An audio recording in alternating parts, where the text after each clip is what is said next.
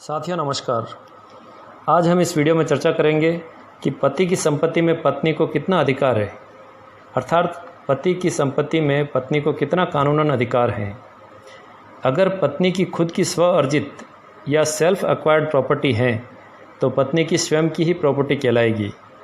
अगर joint ownership है property में, अर्थात पति और पत्नी दोनों का बराबर हिस्सा है, तो दोनों को ही बराबर का हिस्सा मिलेगा।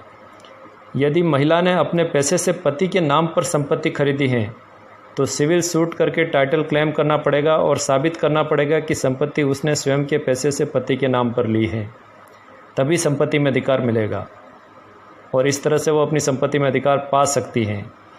यदि पति ने पत्नी के नाम पर संपत्ति ले रखी है तो पत्नी का ही अधिकार होगा, किंतु यदि साबित कर दे कि संपत्ति खरीदने में पति का पैसा लगा है तो वो सिविल सूट करके अपना हिस्सा मांग सकता है। तलाक लेते समय पत्नी भरण पोषण के तौर पर पति की संपत्ति में हिस्सा मांग सकती है, किंतु पूर्ण स्वामित्व पत्नी को नहीं मिलेगा, अर्थात पति को स्वयं की आवश्यकताएं पूरा करने के लिए भी संपत्ति में हिस्सा मिलेगा। वो अपना पूरा का पूरा हिस्सा भरण पोषण के रूप में पत्नी को नहीं दे देगा।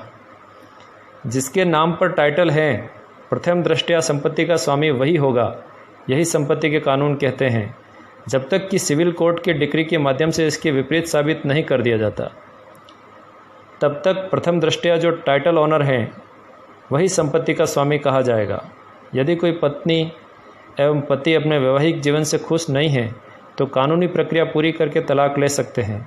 तलाक की प्रक्रिया पूरी होने के बाद महिला को पति की संपत्ति में भरण पोषण के लिए हिस्सा मिलता है।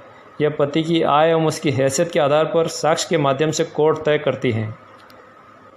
हिंदू मैरिज एक्ट के मुताबिक जब तक तलाक की प्रक्रिया पूरी नहीं हो जाती, पति पत्नी को गुजारा भत्ता देगा। तलाक की प्रक्रिया पूरी होने के बाद पति पत्नी को एक मुश्त गुजारा भत्ता देगा। पत्नी चाहे तो प्रति माह, तिमाही या सालाना आधार पर भी गुजारा भत्ता ले सकती है। पत्नी के नाम पर जितनी भी संपत्ति होगी वह पत्नी की ही होगी। पत्नी की ज्वेलरी अर्थात आभूषणों पर भी पत्नी का ही अधिकार होगा। इसके अतिरिक्त जो भी गिफ्ट पत्नी को मिले हैं वो भी पत्नी के ही रहेंगे, उस पर पति का कोई अधिकार नहीं होगा। संयुक्त या जॉइंट संपत्ति में उसे बराबर का अधिकार होगा और उसको अपने हिस्से की संपत्ति बेचने का भी पूरा अधिकार होगा। पति की आय में से पत्नी को गुजारे भत्ते के तौर पर 1/3 हिस्सा तक मिल सकता है। पति की पूरी आय पत्नी को नहीं मिलेगी, क्योंकि कानूनन पति की अन्य जिम्मेदारियां भी होती हैं। एक व्यक्ति की अपनी पत्नी, माता पिता एवं अवयस्क बच्चों के भरण पोषण की जिम्मेदारी होती है। कानून पत्नी को गुजारा भत्ता देते समय संतुलित दृष्टिकोण अपनाता है।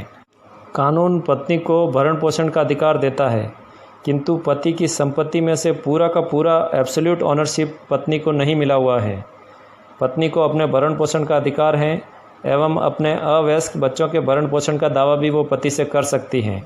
किसी भी व्यक्ति की स्व अर्जित संपत्ति उसकी स्वयं की ही मानी जाती है, किंतु कानून संपत्ति के साथ साथ कई सारी जिम्मेदारियां पैदा करता है, जिसमें से एक जिम्मेदारी पत्नी के भरण पोषण की है।